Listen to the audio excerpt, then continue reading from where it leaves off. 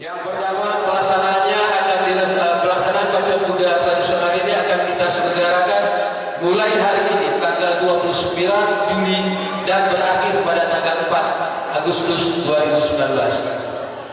Ada kuda yang ikut dalam perlombaan ini sebanyak dari Aceh Tengah 57 kuda, Bener Meriah 57 kuda, Gayo Luas 59 kuda, dan yang perlu kita apresiasi adalah kehadiran Aceh Tenggara.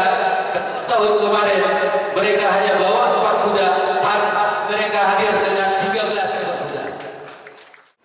Dalam kesempatan yang singkat ini saya berharap kiranya pacuan kuda yang telah dilaksanakan sejak zaman Belanda dapat diselenggarakan dengan baik, karena selain dapat dijadikan sebagai alat untuk mempererat persatuan dan kesatuan, juga sebagai hiburan bagi masyarakat yang mempunyai daya tarik tersendiri bagi wisatawan dan berkunjung ke negeri seribu bukit ini.